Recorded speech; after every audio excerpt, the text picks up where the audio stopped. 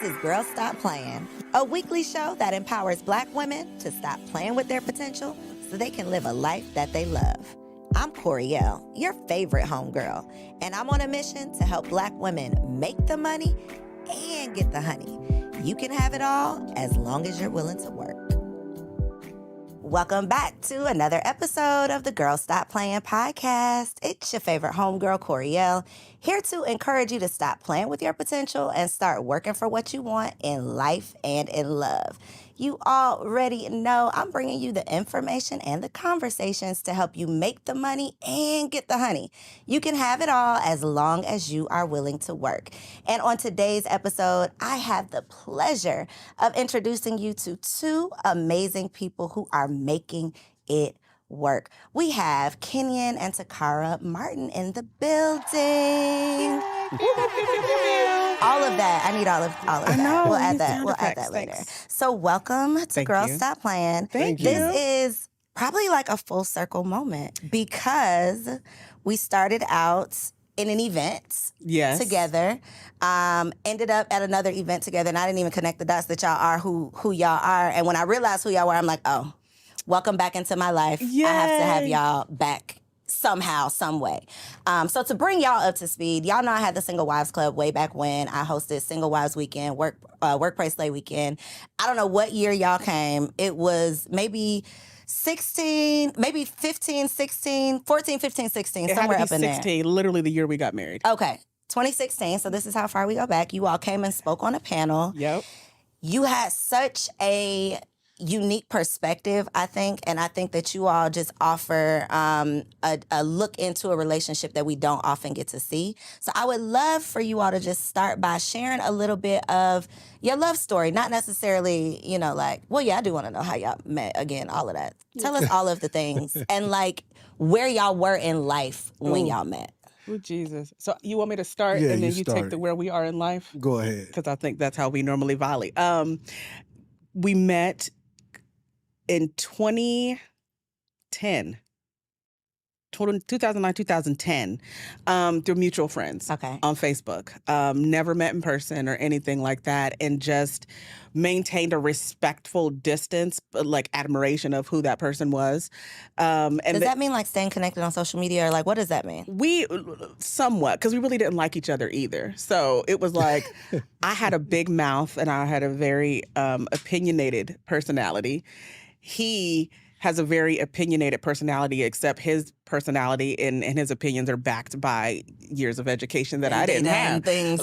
And when people come with their knowledge and their expertise and education, they're assholes. And so we didn't really like each other at first. And so maintaining connection was really just more so I see he got married. Oh, I got married to somebody else, and he was always putting stuff out, and he was always the guy on social media. I legit thought he was another Derek Jackson because he was always putting out dope, relationship content. And I'm like, he a player. I already know he a player. And by Derek Jackson, let's just clarify, zoom in on me. You mean someone who is preaching things online and living a different life in real life? Is that what you mean? That is yes. Okay, I just wanted to clarify for the people. That is what I assumed that was his situation. And then after kind of the relationship kind of dissipated between the two of we had other marriages, and so after that happened, he just, even though we didn't like each other, I still respected him. And I had a respect for what he stood for. And so at one point he posted something, and I'll never forget, it was just, he said, "What was Uriah doing that allowed for God to take him and then his wife to be taken from him?" So there was and he was just there was something, a conversation that he was having online about just I'm not saying Uriah deserved to die, the King David, Bathsheba, that whole context. And I was just yo, number one, take that down. This needs to be a book. And for me, in my marketing background, I couldn't see nothing else other than you've got a book in you. You need to be writing this down. Take this down for somebody to steal your stuff. And even if we don't like each other, let's work together from a marketing branding perspective because I love what you do. Long story short, we started to get to know each other. When you work with somebody from a marketing perspective, you have to get to know them. Mm-hmm. And then he was just oh, I like you. And I was I kind of like you too. And then He proposed. And Wait, then we met in wait. person. I'm sorry. Okay. I love doing that to people. I'm like, yeah, because I was about to back you up and you like, no, this is the order of operations. What? Yep. Yeah. No, ma'am. Take us back. How? Y'all decided y'all liked each other. Yeah. And then he decided he liked you enough. There was obviously there was stuff in between there. I was going through a lot of stuff emotionally. I was going through stuff with my church at the time, with my ex-husband at the time, like all that stuff. And I was pretty much just like done with relationships. And I'll say this last part because he can take over. I was just like, number one, I'm done with relationships, but I'm done with God. I'm done with church. And he was like, you're not done with God. You're not done with church. You just need a covering. You should let me cover you. And I said, okay. And so here we are today. And I said, okay. Literally. But that's where we were. We were at a place where like we were done with relationships. We didn't want to get married again, didn't want anything. And then that's kind of. So before you pick up. Sure. There are 95.999% of women, I made that up, but watching this, that would be in this position, that has been through the things, is somewhat jaded to the point where it's like, I'm done with all of this. How did you allow yourself to say yes, to move forward, to trust that this could be someone that could cover you? Like, what was that? Was it something he did? Had he already proven himself worthy? He already showed you he was, a leader worth, you allowing him to lead you? Like, what was it? Because I think so many women miss out on an opportunity or miss out on what could be that cover because they can't even get over all the other stuff they've been through. Yeah. Consistency. He's always been consistent in who he is. Even from the time where we weren't dating, we didn't know each other. For instance, there will be times where even today, we'll get a Facebook post memory of something that he said long before he ever met me. And he said it again years later, and he just forgets that he said the same thing. Mm-hmm. And so it's one of those things like, that's who he is. He was consistent all the way through everything. And that allowed me the ability to let my walls down and to feel safe there.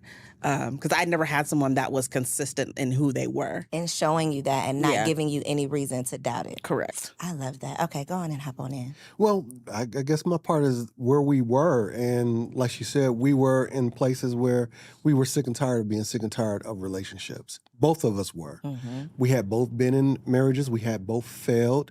We both failed multiple times, and we didn't know what was going on. And so by the time we met each other, we was honest, brutally honest. We were honest about, our attractions, but we were also honest about what we were going through, what we had been through, and what we're not going to do again. Because when we first decided we were going to date or we began to have these conversations, I was like, I'm not leaving Ohio no more. I'm just not going to do it. So if you want me, you're going to have to come and see me. But at the same time, I think we both saw in each other what no one else saw in us.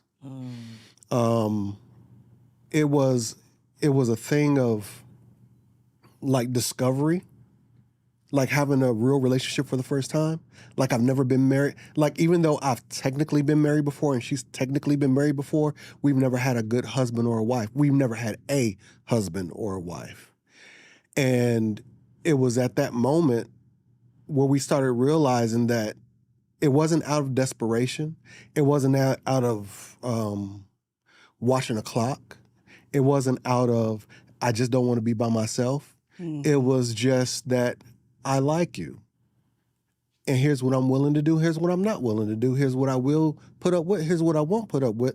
But at the same time, let's open up and see if what we've been building is real. Mm-hmm. You see what I'm saying? And the willingness to do that, because both of you have been through your own things. Yeah.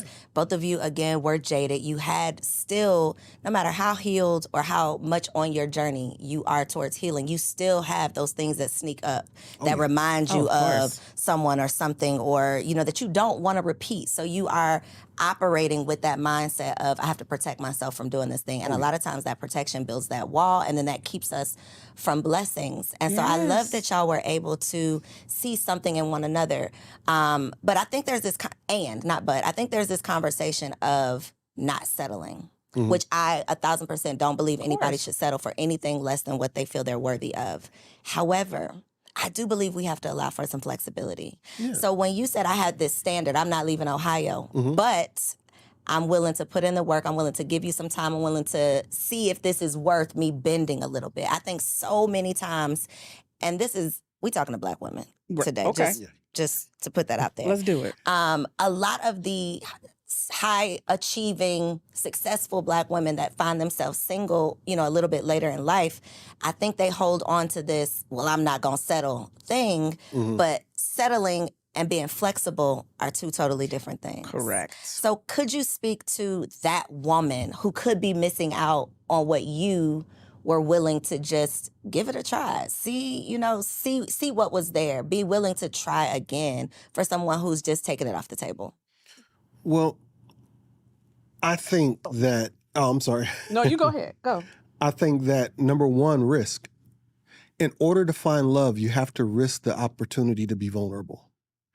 And if you're not willing to take a risk, if you're bound by all these walls around you because of risk management, then you're never going to find who you really want because you're trying to lessen the blow of what could happen. You're living a life of catastrophe and catastrophizing every relationship, and you shouldn't do that. Does it take time? Absolutely. But opening up, now when I say risk, I'm not saying roll the dice on just anybody. I'm saying take small steps towards who a person is, trying to understand who they are, but at the same time having a standard of saying that this is or it is not for me, but actually watching them, actually observing them. Like I always say, leadership is demonstrable. A man is going to be what a man is going to be. A woman is going to be what she's going to be in every season. So you need to take some time to watch, but you also have to take the risk to watch too. Yeah. And I think too, for so many of us women, and I always speak to the idea that I grew up in church, right? And so we were basically raised from the crib to be a wife. And a lot of times, not even a lot of times, I'll speak for Takara. When I was dating, when I was single, and even when I was married before, I was dating to be a wife, but I wasn't observing their capability of being a husband at the same time. And so while there were boxes that I wanted checked, there were things that I wanted and required of a man. When I was younger, no, I didn't. I didn't have things I required. I just wanted to be a wife. Let me stop lying. While those things were there, I would literally jump over the observation stuff that he was talking about and just go straight to, oh, he wants to marry me. Let's just get married. And I think when we do that, we start every dating relationship looking to be that person's wife. And then immediately we get turned off when something strikes us because we're already entering into it at a bad place. With the expectation. With the expectation of being somebody's wife. And so for me, and for us and what we started to do, we dated and we literally every step of the way, we gave each other an out. And it was just, hey, he would be upfront and honest. Here's how much money I make. Here's what's this. Here's what I do. I'm upfront and honest. Here's how much money I make. And he was like, you sell drugs? I was like, no. And so like once we had those conversations, we realized that there's so much more that somebody can provide that's beyond money. Absolutely. And so we, for me personally as a woman, earning six figures and doing all that stuff at the time, it was just like, I'm not going to sit here and deny myself the opportunity to experience a love that I've never had before because he doesn't make as much money as me, because he was raised differently than I was, or things like that. And at every checkpoint, we literally just said, are we willing to walk away? And as long as we walked into every situation that we were in together before marriage, because now if you leave and you dead, every situation we walked into, it was just like, once we got here, no questions asked. You can walk away if you want to. If not, let's keep going. Let's ride this, let's train. And I think a lot of that comes from knowing yourselves, knowing your worth. You had already been drugged, okay? Honey. So we're not doing that again. Honey. Thankfully, and this is literally the exact same thing with my husband, we got drugged by other people. So once we got together, we have been doing it. Like, we're not going to do that to each other because we've learned the lessons with other people. And I think if you can learn the lesson from other people and not lead with those lessons that you should have learned, leading into the next relationship, then I think you can grow from that. Because at this point, I'm not dating out of desperation. I'm not asking questions because I want to keep you around. I'm not having uncomfortable conversations. I'm not showing up as my real self. I'm not telling you the truth because I want to be this perfect person who I think you'll want to keep around. I've evolved past that. And I think that you all had also gotten to that place to be mature enough to say, I love you, but you can walk out the door. This is your out. I love you enough to love you without me. I love me enough to not want you here if you don't love me. That is a level of self-awareness and self-love that most people don't get to. That was a prayer that he prayed, honestly, even before we ever met. There would be times where I would go through, my anxiety and stuff like that, and he would sit and pray with me. And that was one of the prayers that I think that sticks out to me as one of the most memorable ones, that he would pray and be like, God, protect her for those who are against her. And if I'm not for her, God, protect her from me. Like, that was a consistent prayer. And I was like, oh, but Lord, let him be for me because I like him. And so, but keep him, please. Yeah, but that was literally a prayer. And I appreciated that. And this self-awareness of, I know I ain't for everybody, is really what kind of drew me into. What was your first husband like? In terms of just, are they similar? Were there similarities? Was he complete opposite? I'm just going with the theory I have here. My first husband was white, so let's start there. Let's start there. Let's start there. Okay, wait, what? Pause for the cause. Y'all be learning with me. Y'all be learning right along with me. Okay, wait a minute. Yeah, we don't speak about him. Well, let's speak about him. Let me tell you why we got to speak about him. Okay. Because there is this white savior complex. Honey. That once you go white, baby, it's all right. Like the white man is going to treat you like a queen and he's going to worship the ground you walk on. He's going to be sensitive. And all of those things might be true. Mm-hmm. I just don't like that when that's being said, it's almost as if that doesn't exist for any black man. Like, white men are the only people who can be in a healthy, happy relationship with a black woman. Mm-hmm. So I would love to talk about why this didn't work out with this white man. First of all, he was Satan. And so I think, I was young. Okay, remember? That makes a difference. So that's number one. But I think to just, again, full circle experience for me, I was raised by a white man. Okay.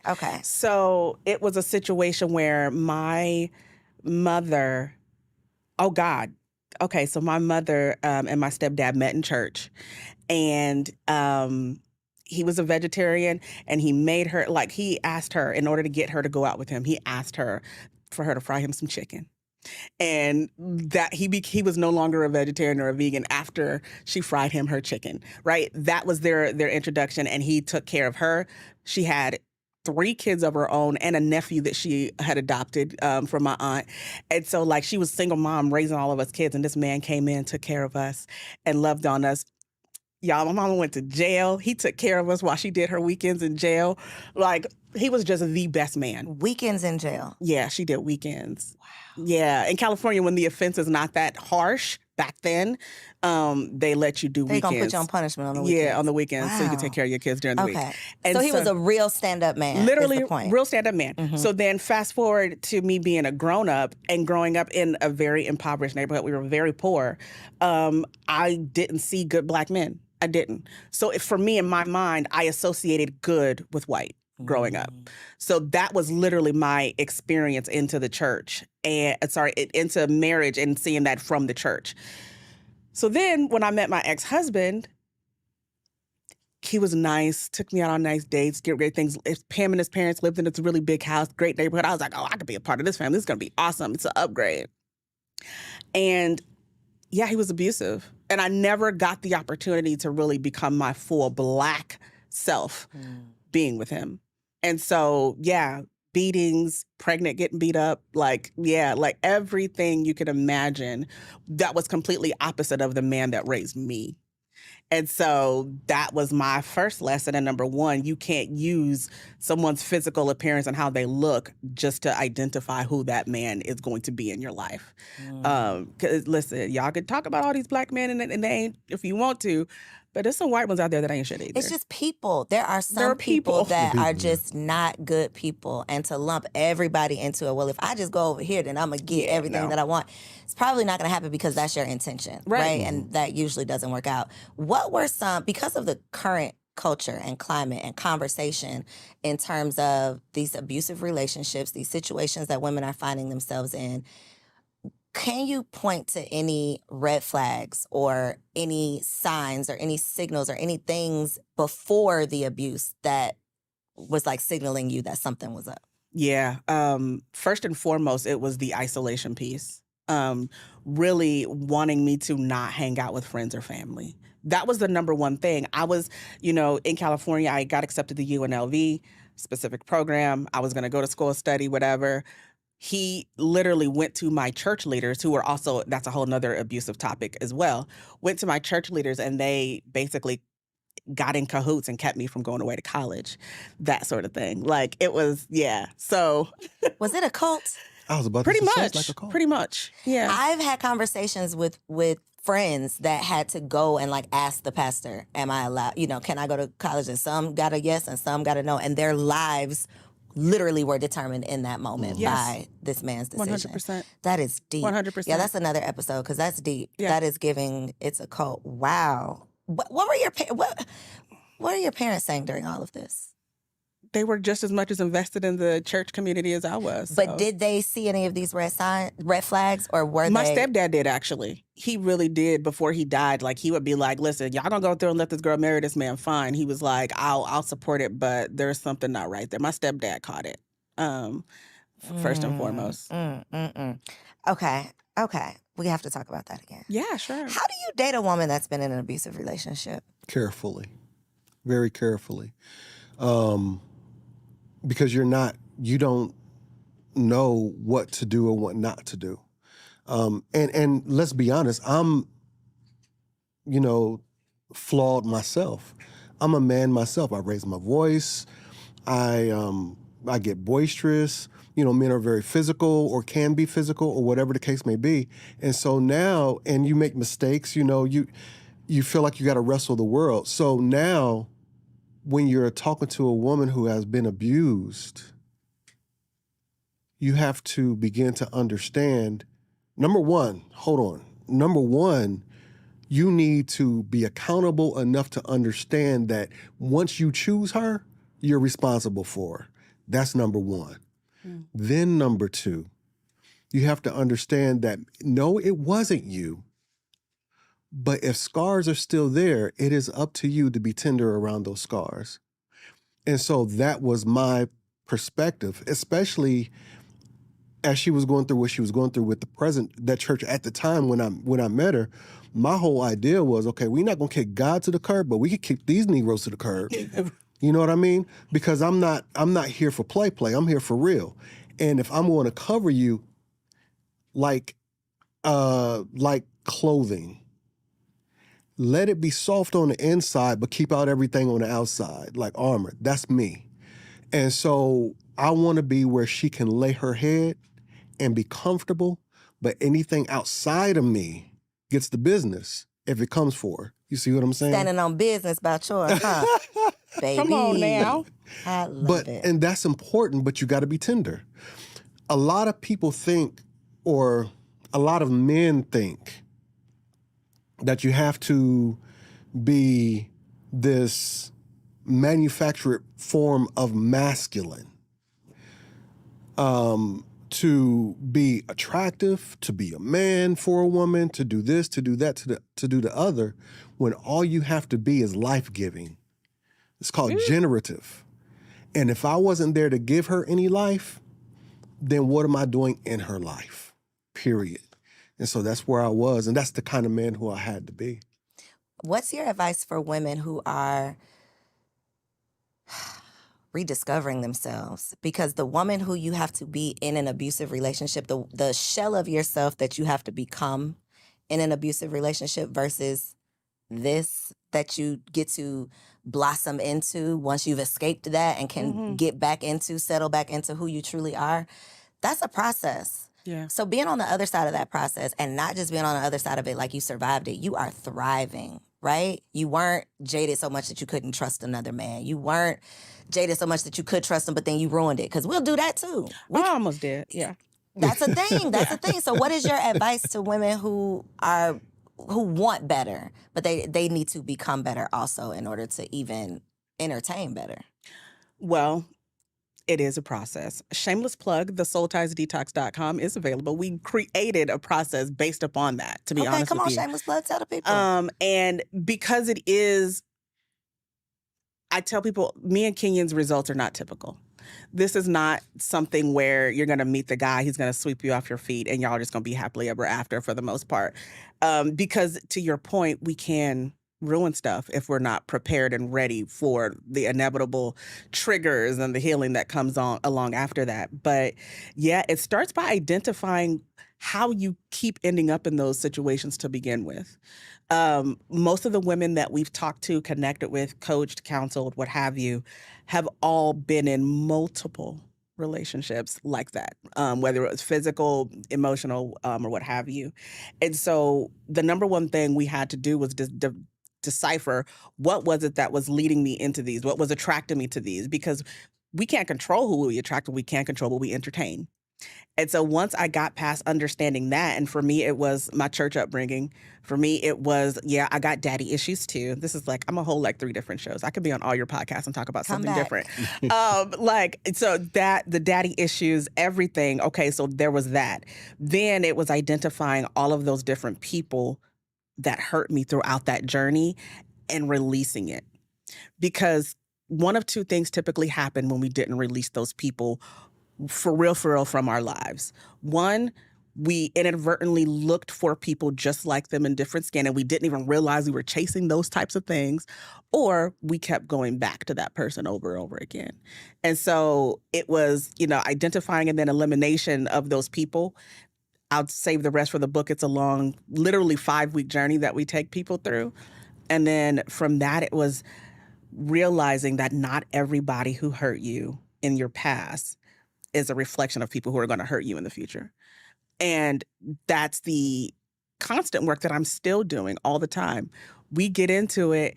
I have to work myself through mentally a situation where I say, yes, you've experienced this in other relationships before, but what's different now? He's been consistent. He's been secure. He's got other stuff going on right now. You need to have this conversation. You need to communicate. Don't shut down. Don't become passive aggressive. Don't go hide like you used to. Go do that. And I literally have to talk myself through certain situations to make sure that I'm not treating him away simply because I know what I'm feeling in that moment is not from him. It's from somebody else. Accountability is everything. I think. I like how you summarized that. I said 10 minutes worth of words. No, that is, I loved all of your words that you said, but all that was jumping out at me was I got to be accountable for how I got here. And I think a huge part of the problem that I see with Black women, again, I only know Black women, y'all. I'm always only referencing Black women. A huge part is that we don't want to take accountability. We get ourselves, not necessarily we get ourselves in these situations because nobody's going out knowingly looking for abusive relationships.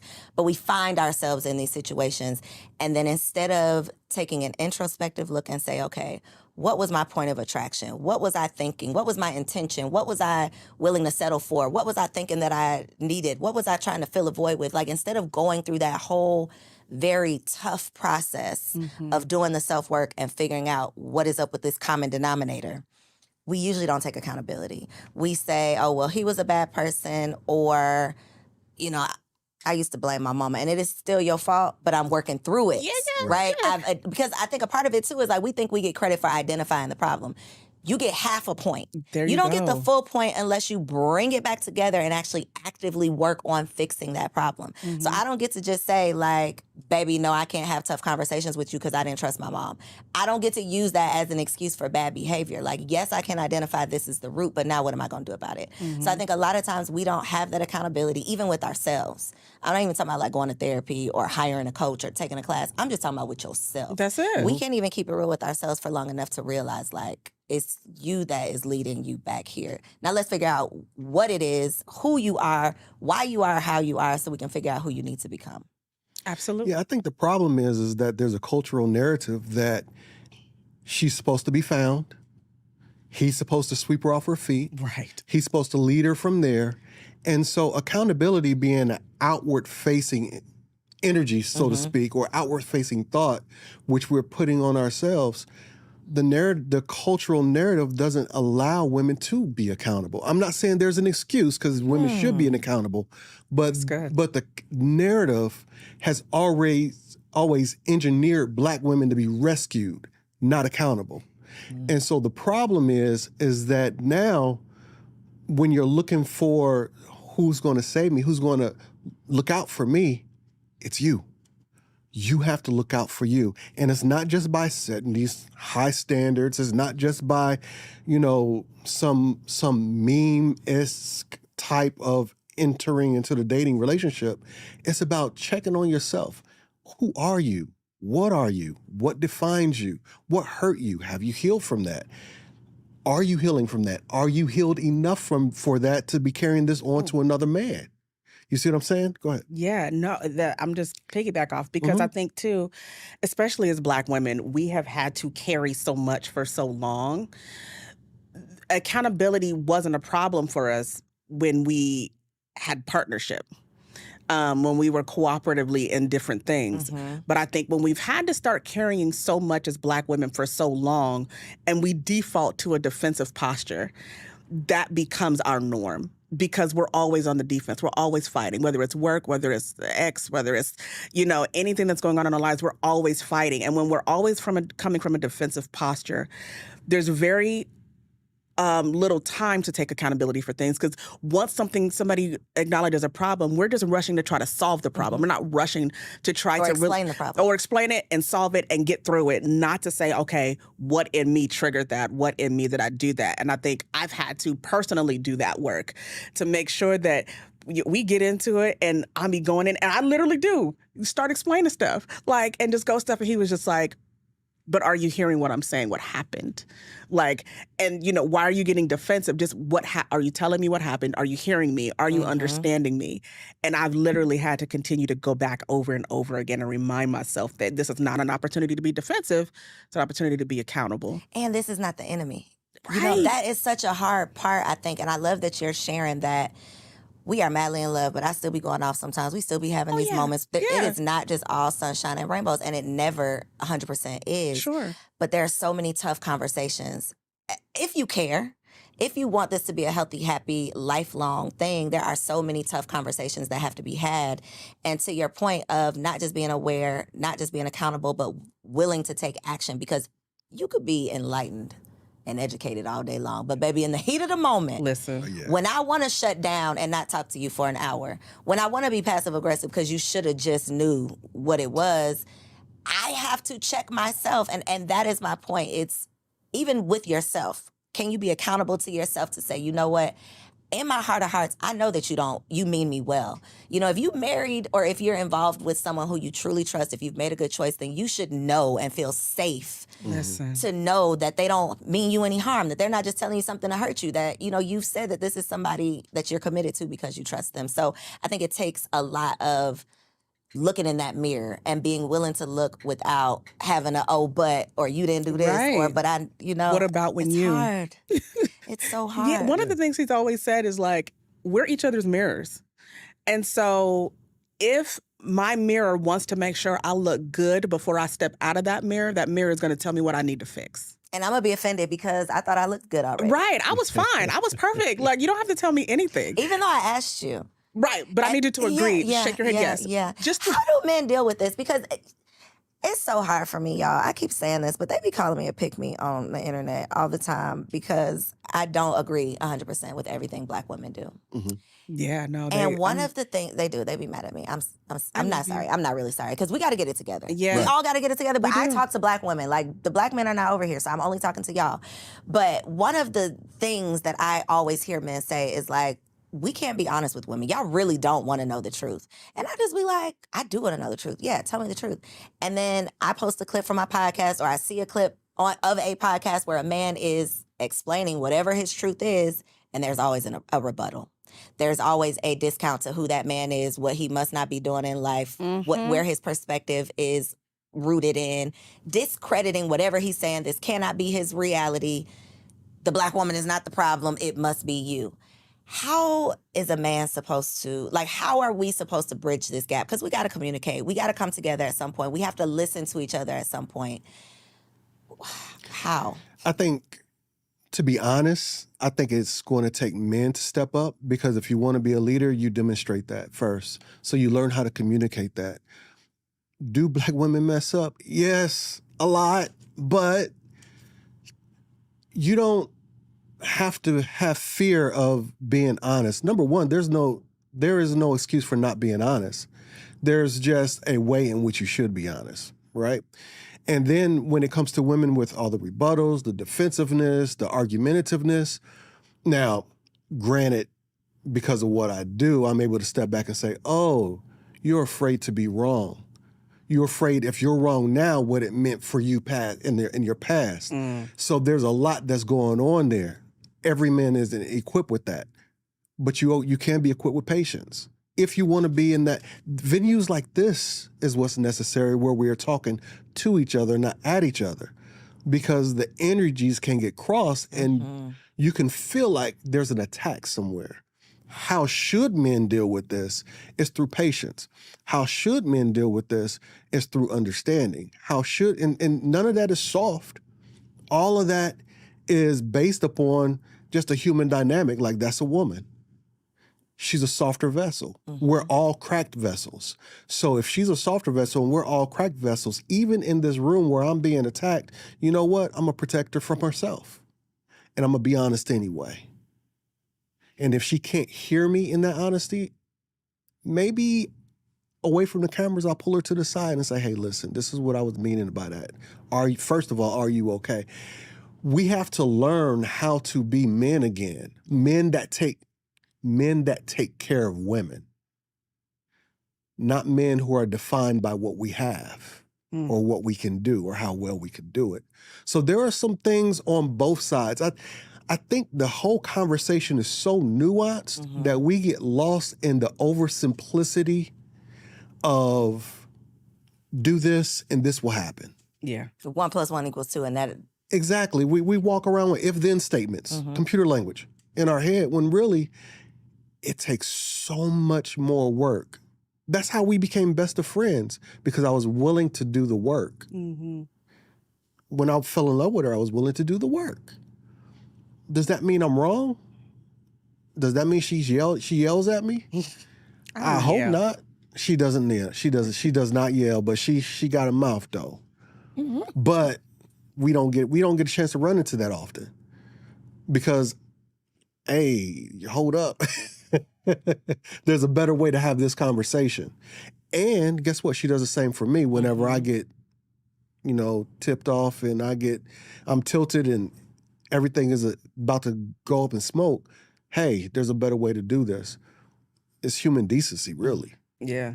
I think too, empathy. We, in our book Covered, we talk about like safety, security, trust, empathy. Whenever we've ever dealt with people, couples, whatever, and they're having issues, one or all of those things are missing. And empathy, the way we explained it in our book, is that your ability to sit with somebody and see them from their perspective.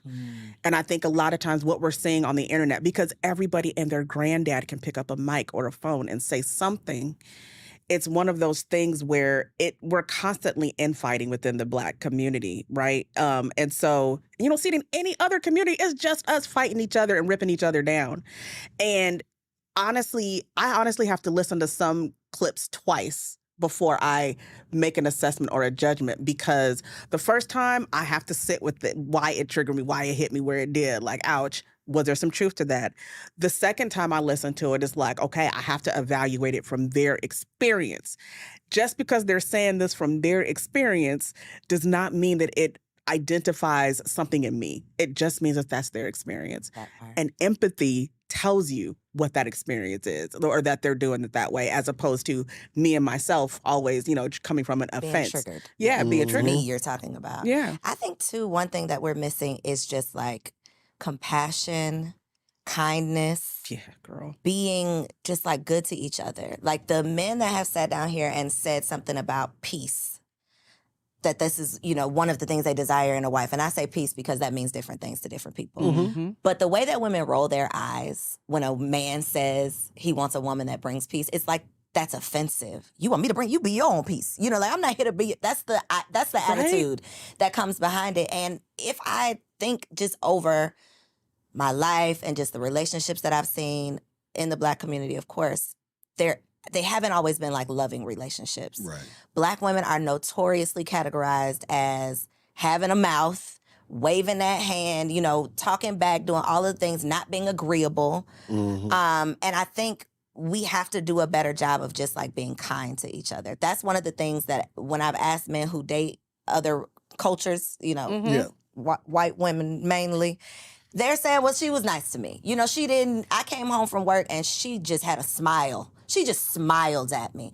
And that seems ridiculous that you could come home and your wife doesn't smile at you, but it's not ridiculous. It is the reality for a lot of people. And I think that we don't use like kid gloves with our partners. Right. We're not concerned about their feelings. We're not trying to be, we're nurturing and soft and sweet to our kids, but our husband like gets the wrath. Right. And I just think that culturally we don't have that, not that love, but we don't look at our husband like that. We look at you like you just a man. Like you don't need this softness. Right. Even though that's what you want from your woman. Listen, Absolutely. But I think too, and we're a self-fulfilling prophecy as Black women when we don't see that dichotomy between the soft us and the go hard in the boardroom version of us. You can be both. You can have both. I've made upwards of $300,000 a year at one point, and I will still make this man a plate.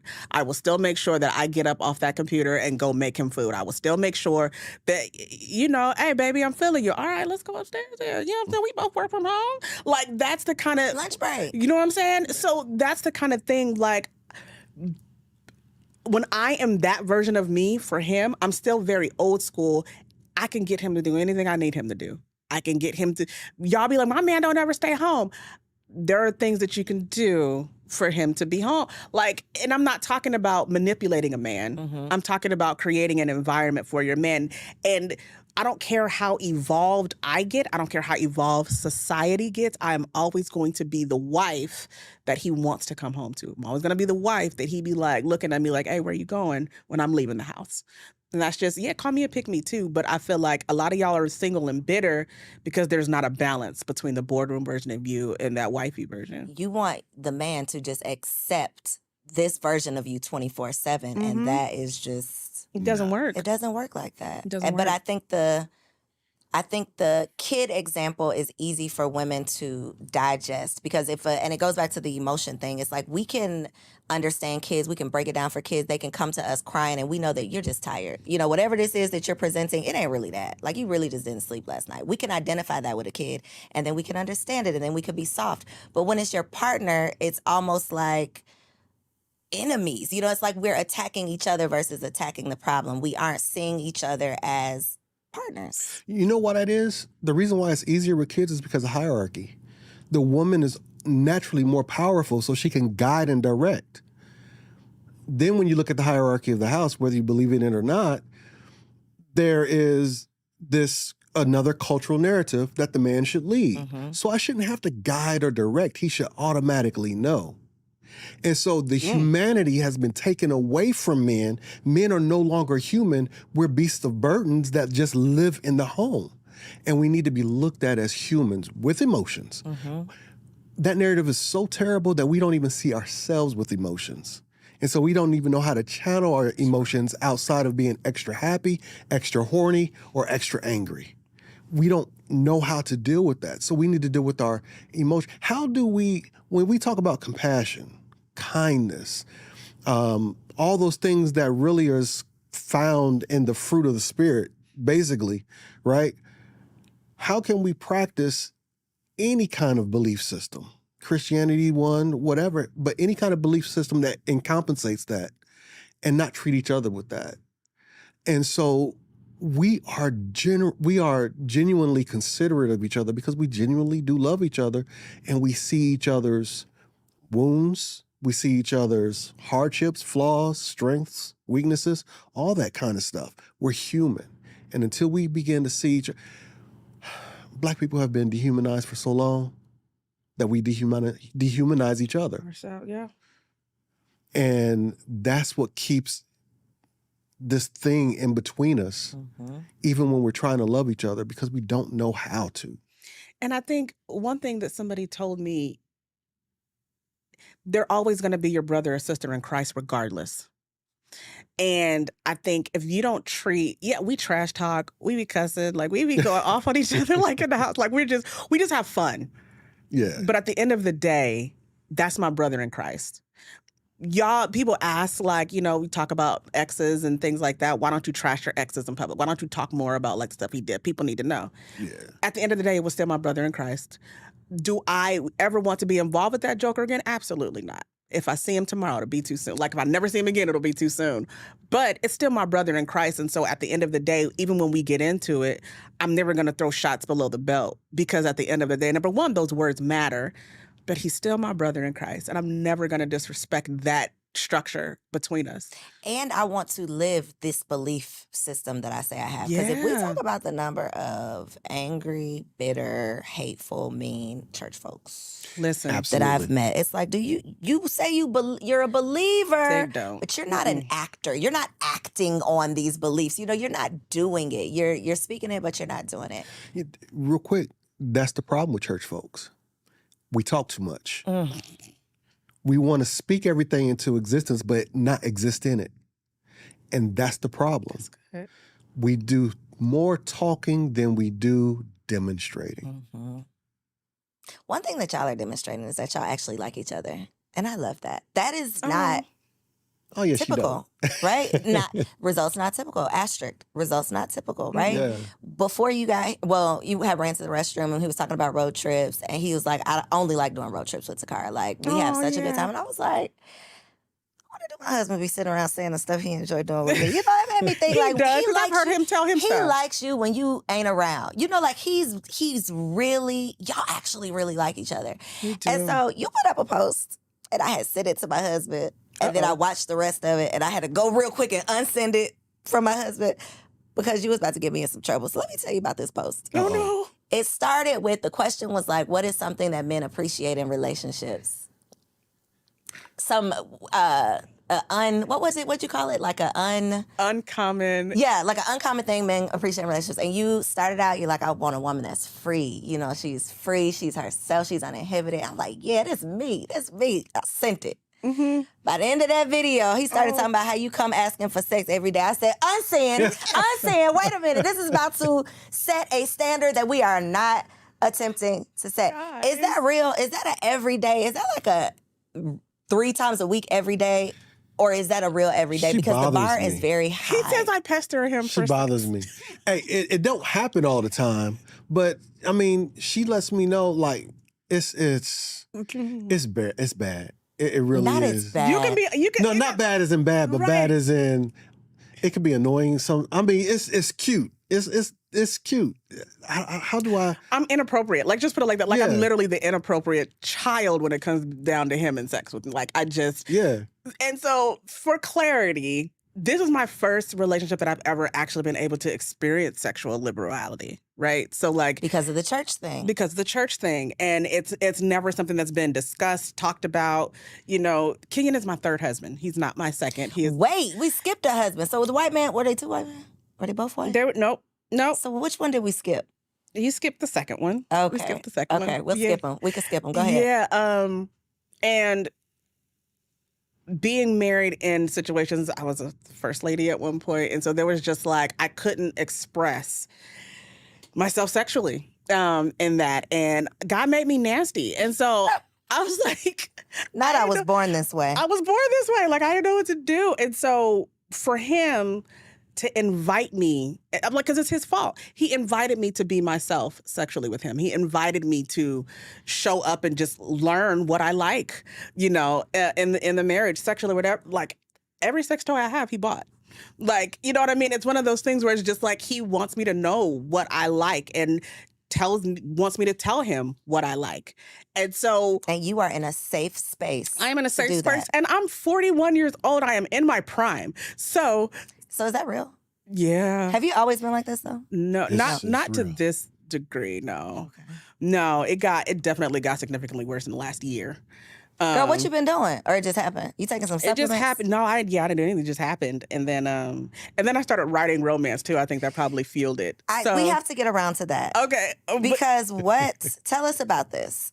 How does this work? Do these stories just exist in your head and then you're just writing them out on paper? Like, how does this process work of fiction writing? It's a blend. It's a blend of stories that exist that are fictional, but it's also a blend of things that actually really happened to me, or things that happen to people that I know. So yeah, a lot of the stories that we have, like Unmasked, from a fiction podcast perspective, that was our first show that we came up with together. That's loosely based on both of our lives. And so you write what you know, and it actually helps you inform your writing better. And then it helps you speak to the audience better. And so then I had the crazy idea to give them all these characters romance novels. And so like all of my characters now at the end will get a love story. And that's what I've been working on. And since I've been writing that too, I think he's probably benefited from. So you're writing out the scene and then you acting out the scene? Yeah, basically. Yeah. Wow. Yeah. Wow. Okay. Yeah. I think we're going to drop the mic. I don't want to get myself personally into any more trouble than I already have. You think your husband's going to want you to start chasing him? My husband, we're just figuring it out. We're figuring it out. But you have babies. I think that's different. I have very small children. Yeah, we're empty nesters for the most. You know what I mean? Like our kids live outside of the home. When you were like, she's just coming to me every day, I'm like, how are y'all doing this? How is this happening every single day? No babies. No babies. Okay, Yeah. that's the thing. Okay. Yeah, and there's a transition period there too. There's a very real psychological, biochemical, and mental transition period when you have children in the home and you're trying to raise the children and you're trying to deal with and older parents, both of them. Older parents that can't move around a lot. Yeah, my mom lived with us. I'm like, she just gonna hear it. Right, but it's she luck, wild, Mom. but still, it's not something that you have to be patient for it. It'll come. It just comes in its season. That's all. Yeah, that we're is. just not in that season. That's what I've just accepted. Yeah. This is just a real sowing the seeds season. Last question though, because another clip I saw, you were talking about your experience with infidelity, Yes. being on the receiving end. Mm-hmm. I don't think I've had a man on this couch that talked about being in a relationship and getting cheated on by a woman. Oh yeah. Did you forgive her? Is my first question. Yeah. Not only did I forgive her, I understood her. Did you feel like you were to blame? Partially. Now let's be real about this here. She made the decision. She made the choice. It was a bad decision and a bad choice. And if I'm to be honest, I was going to stay through it, but there were some other decisions that she was making. I was like, you know what? This is indicative of who you are. Pattern. Yes, it's a pattern. So you know what? And I can't live through that. But the other end of that is that men don't talk about it because it makes us seem weak. We have this thing that we say, man, I'll take your girl. Women become objects and property. And men become the stronghold of how do I keep it or do I let it go? Mm-hmm. And so another cultural narrative that we've learned. And so early on in that particular position, I really punished myself because I wasn't strong enough, wasn't man enough, wasn't this enough, wasn't that enough. I didn't do, whatever I wasn't, the not enough syndrome, right? Painful, man. It's painful. And men really do we punish ourselves. I can't say more than women, but I can say it's in a different way than women. Because I've seen women and we've coached women through the I'm not enough syndrome. But men, it's the kind of DMs and emails I've gotten from men who are straight hurt, struggling, broken down, suicidal. just they can't take that pain. Me, I couldn't take the pain. Mm-hmm. Hell, I lost her and a job at the same time. So I was like Damn bad. down. Yeah, I was done. But I wasn't trying to not breathe. So I didn't mind rebuilding, but it takes healing. Mm-hmm. It takes, for men, it takes getting into yourself. And men are much more willing to get into ourselves than I see women do that. I'm talking about as far as discovering yourself, as far as figuring out what's right in this world, because we're fixers. Mm-hmm. If I couldn't fix her, then I'm going to fix me. So now we're objectifying ourselves.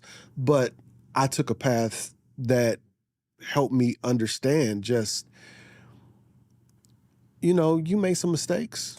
I think even that is such a mature perspective, and again goes back to awareness and accountability. Because for the husbands who don't want to go home to their wives, if I'm the wife, I'm going to think to myself, what is it about me or this house that my husband doesn't want to come home to? Maybe there's something that we can adjust or change. I'm not going to say, you better come home. I'm going to call you a million times and make sure you on the way, and I'm going to look at the G.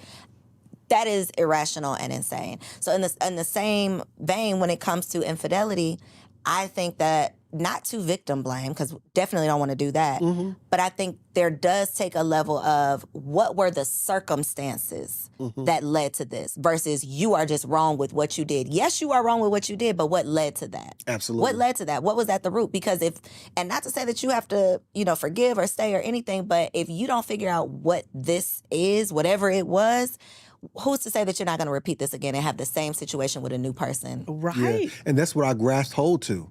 I didn't want to be that guy again. Mm-hmm. Albeit we got married young. We had been together. We shouldn't have been together in the first place. Not that way. Maybe as friends. She cool people. But I knew, see, I was raised in church too. Mm-hmm. Not the same cult that she was, but I was still raised that men are this, men are that. I need this, I need that. And I'm gonna be honest, I was looking for validation. Seeking validation, insecure. When you say a man have to be mature to see all this, maturity hurts. Mm-hmm. Maturity don't just happen. So it's after going through that I realized, oh shit, that was for the streets. Now I'm not going to bash her in the reason, because I got a lot of pushback from dudes like, but what about her? You got to put her stuff. No, I don't.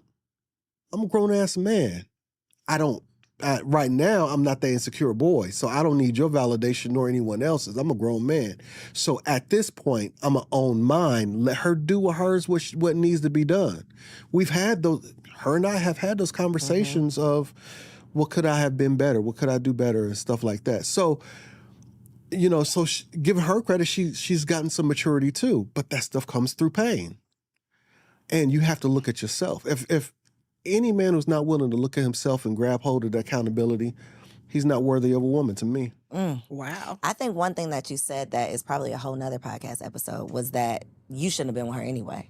There are so many, y'all should have never slept together. Y'all should have never said I liked you. Y'all should have never went on down that aisle. You should have never. And something in you told you that too. Yeah. You just ignored your intuition. You knew it.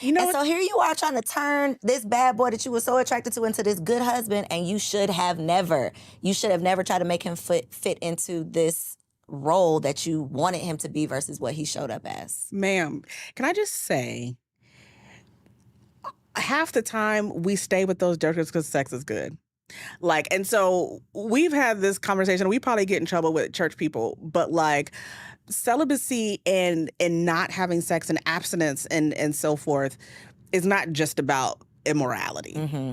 There is a real thing that happens to your body, especially as a woman, when you sexually invite a man into your space.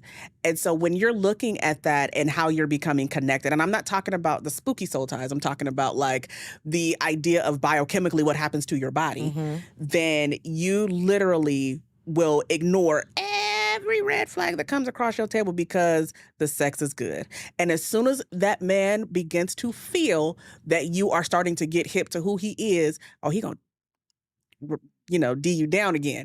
And so that's the whole process that I feel like when we tell people like, don't have sex before marriage. Hey, for me, I don't tell you that from a scriptural perspective. I tell you from a place of it allows you to keep your eyes open to the stuff that you really shouldn't be. Mm-hmm. You're not jaded. You're not blinded by this other thing. Right. So Unmasked, tell them where they can, I was about to say watch it, where they can listen. What else y'all got that we can support? Let the people know. Oh, wow. So Unmasked is a fiction podcast about a Black woman who goes to therapy because she needs to take some accountability for herself. And loosely based on Takara Martin is season 1. Kenyon Martin, the man, that's loosely based on him in season 2. So we're available everywhere you can get your podcast. It's called Unmasked. Anywhere there. We also have the Soul Ties Detox. If you're going through a breakup or you keep finding yourselves in multiple broken relationships, we've got a program. It's a book and a journal that walks you through your place from heartbreak to wholeness. That's the soultiesdetox.com. But all of the stuff for us, you could literally find at askthemartins.com. AskTheMartins.com, Ask the Martins on Instagram. Another bomb episode, y'all. Healthy, healing, therapeutic conversations that will move the culture forward. So don't just like this video. Don't just make sure you subscribe to the channel. Please make sure you share this video with a friend so that we can keep the conversation going. Thank you so much for tuning in. I'll catch you on the next episode. So if you made it this far, I just know you loved that episode. Well, what you did not know is that we recorded it right here in ATL at Elevate Studios. Yes, your girl has her own studio, y'all, and it's not just for me. I'm opening it up for you too. So if you have a podcast, if you are a vlogger, a YouTuber, or a content creator, and you are looking for a professional studio to record your content, or you want to hire me and my team to fully produce your content, make sure you check out the show notes below or log on to elevateagency.com.